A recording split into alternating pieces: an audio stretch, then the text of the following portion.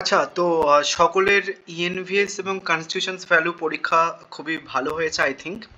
So আমি তোমাদের ইংলিশের একটা সাজেশনস বানিয়ে দিচ্ছি। অ্যাকচুয়ালি মক টেস্ট দেওয়ার পরে আমি তোমাদের মক টেস্ট পোস্ট করেছিলাম, তো মক টেস্ট দেওয়ার পরে আমি আর কোনো ভিডিও পোস্ট করি না। অ্যান্ড মক টেস্টের আগের বারে 100% কমন পড়ে গেছিলো ফার্স্ট সেমিস্টার নিউ সিলেবাস এবং সেকেন্ড সেমিস্টার নিউ সিলেবাস। দেন তোমাদের সবাইকেই বলবো যে মক টেস্ট দেখার আগে ফাইনাল সাজেশনের ভিডিওটা একটুখানি ভালো করে দেখে নিতে। তার কারণ মক টেস্টার লজিক এই কারণে, মানে মক টেস্টটা আমি পোস্ট করা শুরু করেছিলাম ইউটিউবে এই কারণের জন্যই, যাতে যাদের একদম কিচ্ছু পড়া হয়নি তারা যাতে ভালোভাবে পাস করে যেতে পারে 60 থেকে 70% মার্কস পেয়ে, তাদের জন্য। বাট তুমি যদি 80% মার্কস পেতে চাও তাহলে তোমাকে ফাইনাল সেশনটা ফলো করতে হবে। বোঝা গেছে? সো চলো কোশ্চেন্সগুলো বলে দিই। আর একটা কথা, তোমাদের কালকে সেক পেপার পরীক্ষা রয়েছে, মানে পরশুদিন সেক 1 পেপার পরীক্ষা রয়েছে। ফার্স্ট সেমিস্টারে সেক 1 পেপারটা আমি টোটালি ফ্রিতে করাই।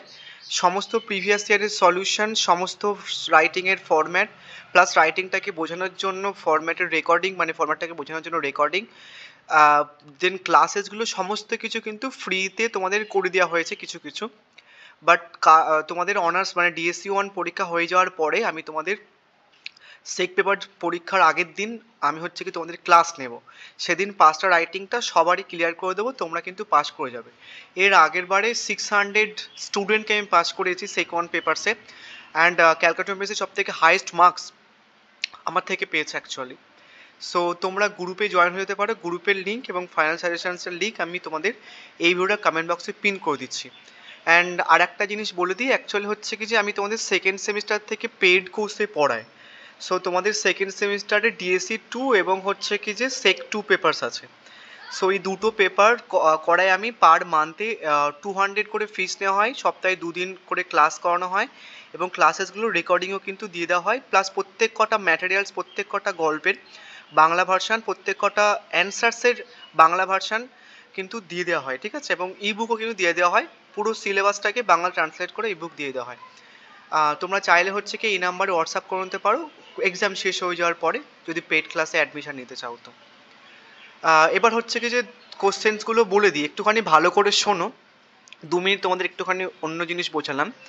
সো তোমরা কিন্তু এই প্রশ্নটা কমন পেয়ে যেতে পারো, মানে এই প্রশ্নটা আসার চান্স হচ্ছে কি 99.99%, ঠিক আছে? যারা সাফলি আছো এবং যারা ফার্স্ট সেমিস্টার ইংলিশ জেনারেল বা এমডিসি আছে, তোমরা কিন্তু সাজেশনসটা ফলো করতে পারো। এটা বিশাল ইম্পর্টেন্ট প্রশ্ন। তুমি যদি এটাও করে যাও তাহলে হচ্ছে কি যে কমন পেয়ে যাবে। বাট ওই যে 0.1%-এর যে ব্যাপারটা, ওটার জন্য আর আমি আর বলছি না যে এইটাই করে যাও। আমি তোমাদের কিছু স্পেসিফিক কোশ্চেন্স বলে দেবো, দেন সেগুলোই চলে আসবে বলতে গেলে, আশা করা যায়। প্রথম প্রশ্ন, assess the contributions of any two major Victorian poets. এই তো এটাকে ডিসকাস করার সময় তুমি Alfred Lord Tennyson, Robert Browning এবং ম্যাথু আর্নল্ডকে নিয়ে লিখবে। তার কারণ অ্যালফ্রেড লর্ড টেনিসনের ইউলিসিস 5 মার্কসের জন্য ইম্পর্টেন্ট, ইন মেমোরিয়াম 5 মার্কসের জন্য ইম্পর্টেন্ট, রবার্ট ব্রাউনিংয়ের মাই লাস্ট ডাচেস 5 মার্কসের জন্য ইম্পর্টেন্ট এবং ফেয়ারফেয়ার লাভার্স এটাও কিন্তু 5 মার্কসের জন্য ইম্পর্টেন্ট। সো যদি এই প্রশ্ন নাও আসে তাহলে কিন্তু তুমি এখান থেকে 5 মার্কসের প্রশ্ন একটা কমন পেয়ে যাবে, মাস্ট। নেক্সট প্রশ্ন রেখেছিলাম আমি pre Raphaelite movement in the poet with particular reference to the work of any two poets. এবার এখানটায় একটা কথা বলবো আমি, তার আগে বলে দিই যে এখানটায় তুমি ক্রিস্টিনা এবং দান্তে গ্যাব্রিয়েল রোসেটি এবং উইলিয়াম মরিস এই তিনজনকে নিয়ে লিখবে। তাহলে তার কারণ ক্রিস্টিনার গবলিন মার্কেটটা 5 মার্কসের জন্য ইম্পর্টেন্ট, বাদ বাকিগুলো অতটা ইম্পর্টেন্ট নয়, বাট ক্রিস্টিনার গবলিন মার্কেটটা 5 মার্কসের জন্য ইম্পর্টেন্ট। এবার আরেকটা প্রশ্ন রেখেছিলাম discuss the significance of the romantic এবং মডার্ন পোয়েটস, এবং এই দুটোকে কম্বাইন করে রেখে দিয়েছিলাম। বাট অনার্সদের জন্য এই প্রশ্নটা কিন্তু ইম্পর্টেন্ট। যারা নোটস নিয়েছিলে, যদি এই প্রশ্নটা আমি না দিই বা হয়তো দিয়েছি আমি, এটা যদি না থাকে আমার কাছ থেকে বলবে। Write the contributions of modern poets in the English poetry with special reference to any two poets. তাহলে একটা, দুটো, তিনটে 15 মার্কসের প্রশ্ন দিলাম। তোমাদের পরীক্ষাতে কটা 15 মার্কসের প্রশ্ন আসবে? অনার্সদের 3টে। ওকে, সো 3টের মধ্যে তুমি একটা হামেশা 100% পেয়ে যাবে। আর একটা কোশ্চেন যদি করতে পারো তাও একটুখানি করে নিও। এই যে প্রশ্নটা contributions of any one major metaphysical poets, এটাকে 15 মার্কসের জন্য করে নিতে পারো, ঠিক আছে? ফ্রি র্যাফায়েলাইট মুভমেন্টটা তোমাদের 15 মার্কসের আসার চান্স, মানে অনার্সদের 15 মার্কসের আসার চান্স অতটা নেই, যেহেতু আমি সবাই সাজেশন একসাথে বানাচ্ছি ওই জন্য রাখলাম, বাট তোমাদের কিন্তু আসার চান্স নেই, বাট তোমাদের কিন্তু মেটাফিজিক্যাল যে পোয়েটসটা ওটা 15 মার্কস আসার চান্স আছে। তাহলে আরেকবার বলে দিই, first semester English honours DSC 1 পেপারসে মোস্ট ইম্পর্টেন্ট প্রশ্ন এটা, দেন তারপর হচ্ছে কি কন্ট্রিবিউশনস অফ মডার্ন পোয়েটস এবং মেটাফিজিক্যাল পোয়েটস এটা, দেন এই যে রোম্যান্টিক বা প্রি রোম্যান্টিক রিভাইভাল এটাও ইম্পর্টেন্ট বাট অতটাও নয়। তোমরা এই 3টে প্রশ্ন খুব ভালো করে করে যাওয়ার পরে করার পরে এই যে রোম্যান্টিক রিভাইভাল এবং প্রি র্যাফলাইট মুভমেন্ট এটা কিন্তু করে নিও।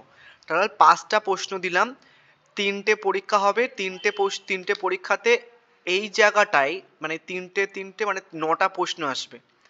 ঠিক আছে, আমি তোমাদের কটা প্রশ্ন দিলাম? 6টা প্রশ্ন দিলাম, এই সরি 5টা প্রশ্ন দিলাম। পরীক্ষাতে প্রশ্ন আসবে শুধু ওই যে মডিউল 1-এর মানে তোমার এই যে মানে সেকশন 1 থেকে তোমাদের টোটাল প্রশ্ন আসবে 3টে পরীক্ষা মিলে, অনার্স এমডিসি মাইনর মিলে হচ্ছে কি 9টা প্রশ্ন আসবে পরীক্ষাতে। আমি তোমাদের সাজেশন দিয়েছি হচ্ছে কি টোটাল 5টা, তার মধ্যে হচ্ছে কি যে একটা মোস্ট ইম্পর্টেন্ট প্রশ্ন বলে দিয়েছি, তার মধ্যেও আবার 3টে মোস্ট ইম্পর্টেন্ট প্রশ্ন বলে দিয়েছি। ঠিক আছে, সো যাদের একদম সমস্যা কিচ্ছু পড়া হয়নি এই প্রশ্নটা করে যাবে এবং এই প্রশ্নটা করে যাবে, অনার্সদের কথা বলছি। এবং আর একটা প্রশ্ন করলে ভালো হয় সেটা হচ্ছে কিছু এটা, যাদের একদম সমস্যা। আদারওয়াইজ যারা একটুখানি পড়া হয়ে গেছে তাদের প্রিপারেশনস খুব ভালো, তোমরা হচ্ছে কি প্রিডাফ্লাইট মুভমেন্ট রোম্যান্টিক রিভাইভাল এই দুটো কোশ্চেন একটু করে নিও। এবার আসি হচ্ছে কি যে এই 5 মার্কসের প্রশ্ন এখানটায় এলইজি রিটেনের কান্ট্রি চার্চের এটা করবে টু হিজ মানে অ্যান্ড্রু মার্ভেলের হচ্ছে কি টু হিজ কোমিস্ট্রেস, বা বলতে পারে মানে টু হিজ কোমিস্ট্রেস হচ্ছে মেটাফিজিক্যাল মানে একটা পোয়েট্রি। ওকে, সার্লে অ্যান্ড্রু মার্ভেলের টু হিজ কোমিস্ট্রেস এটা করবে। নেক্সট আর একটা হচ্ছে কি যে উইলিয়াম ওয়ার্ডসওয়ার্থ হচ্ছে কি যে লন্ডন এবং লিরিক্যাল ব্যালেডস, এই দুটোকে উইলিয়াম ওয়ার্ডসওয়ার্থ নামটা আসবে না, মানে উইলিয়াম ওয়ার্ডসওয়ার্থ আসবে না, বাট উইলিয়াম ওয়ার্ডসওয়ার্থের লেখা লিরিক্যাল ব্যালেডস বা লন্ডন এই দুটো কিন্তু আসার চান্স আছে। দেন হচ্ছে কি র্যাপ দ্য লক করবে, আর একটা প্রশ্ন তোমাদের বলে দিই প্যারাডাইস লস্ট এবং ফেয়ারি কুইন করবে। বোঝা গেছে? তাহলে এটা তুমি হচ্ছে কি যে করে নিচ্ছ 15 মার্কস হিসেবে। এখান থেকে একটা প্রশ্ন বললাম, এখান থেকে আর একটা প্রশ্ন বললাম দুটো, আর একটা তিন নম্বর হচ্ছে কি প্যারাডাইস লস্ট, আর হচ্ছে কি তোমার কি বললাম ফেয়ার কুইন। এখান থেকে 4টে হয়ে গেল, ক্লিয়ার। এবার পোয়েট্রি সেকশনের কথা বলে দিই। পোয়েট্রি সেকশন থেকে তোমরা কি করবে, প্রত্যেক কটা একটা প্ল্যানিং তোমাদের আমি বলে দিই, একদম পুরো ভালো প্ল্যান। সেটা হচ্ছে কি যে তোমার এখান থেকে 15 মার্কসের পোয়েট্রি সেকশন থেকে 15 মার্কসের কটা প্রশ্ন আসবে? 5টা প্রশ্ন আসবে, লিখতে হচ্ছে 3টে। এবং তোমাদের হচ্ছে কি যে 5 মার্কসের প্রশ্ন আসবে হচ্ছে কি যে 5টা, লিখতে হবে হচ্ছে কি যে 2টো। এবার আমি তোমাকে একটা প্ল্যান বলছি যেটা অনেকে জানো প্ল্যানটা, সেটা হচ্ছে কি যে 5টা পোয়েট্রি থেকে 5টা ক্রিটিক্যাল অ্যাপ্রিসিয়েশন মুখস্থ করে নেবে। হয়ে গেলে মুখস্থ করে নিলে। সো যে 3টে পোয়েট্রি থেকে তুমি 15 মার্কস অ্যাটেন্ড করবে সেই 3টে পোয়েট্রি থেকে তুমি 5 মার্কস অ্যাটেন্ড করবে না। ধরো তুমি সনেট 73 এবং সানরাইজিং এবং হচ্ছে কি যে তোমার টু অটম থেকে হচ্ছে কি 15 মার্কসের প্রশ্ন অ্যাটেন্ড করেছো এবং এখানটায় যে মাস্টার নোটটা মুখস্থ করে নিয়েছো তুমি সেটা লিখে দিয়েছো। 5 মার্কসের জন্য সনেট 73 সানরাইজিং টু অটম থেকে কোনো প্রশ্ন অ্যাটেন্ড করবে না। তুমি কি করবে কি দ্য সেকেন্ড কামিং এবং ক্রোস ফল। তাহলে শুধু এই যে কটা মাস্টার নোট আমি বানিয়ে দিয়েছি সনেট 73 থেকে সানরাইজিং থেকে টু অটম থেকে এবং দ্য সেকেন্ড কামিং এবং ক্রো থেকে, এই 5টা ক্রিটিক্যাল অ্যাপ্রিসিয়েশনস বা মাস্টার নোটটা মুখস্থ করলে তোমার কিন্তু আর কোনো প্রশ্ন পড়তে হচ্ছে না, না 5 মার্কসের প্রশ্ন পড়তে হচ্ছে না 50 মার্কসের প্রশ্ন পড়তে হচ্ছে। তাহলে এই অবধি সাজেশনস কিন্তু ক্লিয়ার। তাও আমি তোমাদের কোশ্চেন্সগুলো একটুখানি বলে দিই কী রেখেছি প্রশ্নতে। How does Shakespeare use the tone and the metaphor of to autumn in the sonnet 73 থেকে, এবং অবভিয়াসলি আমি তোমাদের বলবো যে মক টেস্ট একটুখানি দেখে নাও, এটাই মক টেস্ট, বাট মক টেস্টে আমি কিছু আরও এডিশনাল কিছু কথা বলেছিলাম ওটা একটুখানি শুনে নিও পারলে যাদের টাইম আছে। Speakers ageing process. নেক্সট তোমাদের বলতে পারে যে ইমেজারি লেখো, মানে সনেট 73 ইমেজারি লেখো, বা বলতে পারে যে সনেট 73 লাভ পোয়েম ডিসকাস করো, বা বলতে পারে একদম শেক্সপিয়ারিয়ান সনেট বা সেন্ট্রাল থিম বা থিম বলতে পারে, বা টাইটেল বা ক্রিটিক্যাল অ্যাপ্রিসিয়েশন ডিরেক্টলি আসতে পারে। ঠিক আছে, এবারে কিন্তু সনেট 73 থেকে ক্রিটিক্যাল অ্যাপ্রিসিয়েশন আসার ডিরেক্টলি চান্স আছে। আদারওয়াইজ একটা জিনিস বলে দিই, যারা নোটস কিনেছো সনেট 73 থেকে যে মাত্রাটা আমি বানিয়ে দিয়েছি যে কোনো প্রশ্ন আসুক না কেন ওটা লিখে দিলে তুমি কিন্তু খুব ভালো মার্কস পেয়ে যাবে। Clear sonnet 73। নেক্সট এবার সানরাইজিং। সানরাইজিংয়ের ক্রিটিক্যাল অ্যাপ্রিসিয়েশনস দিয়েছিলাম অ্যাজ এ মেটাফিজিক্যাল পোয়েম, আর দিয়েছিলাম কি থিম অফ লাভ বা টাইটেল বা সিম্বলিজম। দিয়েছিলাম। তো মোটামুটি এটা যে মাস্টার নোটটা বানানো আছে ওটা করে নিলে হয়ে যাবে, বোঝা গেছে। Next to autumn, to autumn থেকে কি করবে দেখো, to autumn as an ode বা বলতে পারে যে ক্রাফটম্যানশিপ টু অটাম, বা বলতে পারে how does Keats personify to autumn in the poem, what effects does this have on the overall tone, বা বলতে পারে যে ভেরিয়াস যে অ্যাক্টিভিটিস, বা বলতে পারে যে হচ্ছে কি তোমার জন কিস রোম্যান্টিক পোয়েম, ঠিক আছে, বা বলতে পারে হচ্ছে কি যে treatment of nature with reference to the autumn, বা থিম বা টাইটেল বা সিম্বলিজম বা ইমেজারি, বিভিন্নভাবে কোশ্চেনটা আসতে পারে। যেটা মাস্টার নোট বানানো আছে ওটা করে দিলে হয়ে যাবে। নেক্সট হচ্ছে কি সেকেন্ড কামিং, সেকেন্ড কামিং থেকেও সেম, যে মাস্টার নোটটা বানিয়ে দিয়েছি ওটা লিখলে হয়ে যাবে, যে কোনো পোস্ট আসুক না কেন। তাহলে হচ্ছে কি যে বাট ডিরেক্টলি আসার চান্স আছে ক্রিটিক্যাল অ্যাপ্রিসিয়েশনস বা ইমেজেস বা সিম্বলিজম, বা বলতে পারে as a modern poem second coming, বা থিম বা টাইটেল, বা হচ্ছে কিছু সেন্ট্রাল আইডিয়া বা importance of the use of ancient এবং বাইবেল ইমেজেস।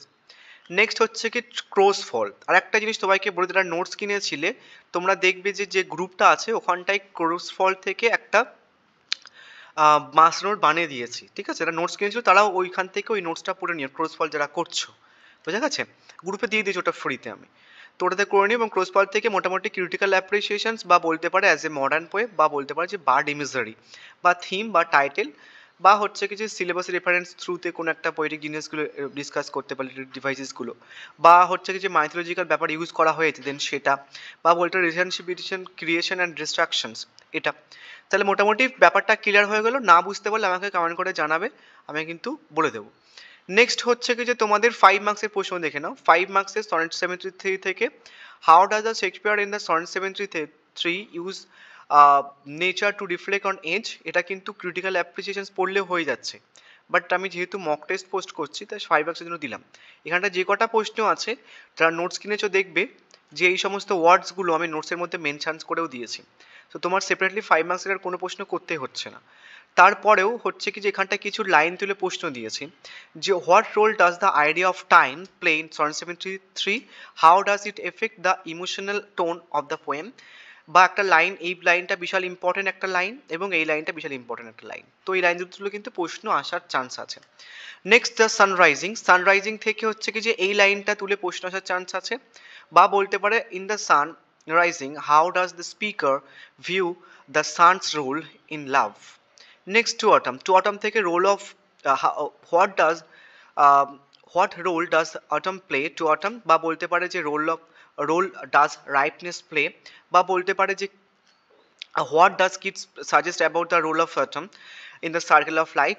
এবং এই লাইনটা বিশাল ইম্পর্টেন্ট তোমাদের, season of mist and mill of fruitfulness, বা হচ্ছে কি যে ক্লোজ বজম ফ্রেন্ড, ঠিক আছে, এই যে লাইনগুলো যেগুলো আসার চান্স আছে দেন করে দিয়েছে আমি তোমাদের। Next the second coming, second coming থেকে তোমাদের বলতে পারো যে ফ্যানকনকে কীভাবে সিম্বলাইজ করা হয়েছে, বা তোমাদের এই যে লাইন তুলে প্রশ্ন আসতে পারে, ঠিক আছে, এই যে লাইন তুলে প্রশ্ন, এবং আর একটা লাইন ইম্পর্টেন্ট সেটা হচ্ছে কি এটা, এবং আর একটা লাইন ইম্পর্টেন্ট এটা, তো তিনটে লাইন ইম্পর্টেন্ট এবং হচ্ছে কি যে ফ্যালকনের সিম্বল কিন্তু important. Next last one crow's fall, crow's fall থেকে এই লাইনটা কিন্তু important, where white is black and black is white I own, এটা কিন্তু বিশাল ইম্পর্টেন্ট, তো এটা করে নেবে। আর বলতে পারে যে how does the crow fiction a function as a symbolic or mythological figure in the poem, এবং এটা কিন্তু ক্রিটিক্যাল অ্যাপ্রিসিয়েশনস পড়লেই হয়ে যাচ্ছে 15 মার্কসের প্রশ্নটা। বা বলতে পারি what is the significance of the crow turning from the white to charred black, বা বলতে পারে যে ইমেজারি কী কী ইমেজারিগুলো ইউজ করা হয়েছে, বা বলতে পারে what does the crow's attack on the sun symbolize in the poem. So এই ছিল ওভারঅল সাজেশনস। সো সেক পেপারসের জন্য, সেক পেপারসের ফ্রি নোটস এবং ক্লাসের জন্য তোমরা এই ভিডিওটার কমেন্ট বক্সে হোয়াটসঅ্যাপ গ্রুপে জয়েন হতে পারো, এবং তোমরা যদি নেক্সট সেমিস্টার থেকে মানে সেকেন্ড সেমিস্টার থেকে পেড কোর্সে পড়তে চাও তাহলে এই নাম্বারে হোয়াটসঅ্যাপ বা কল করে নিতে পারো।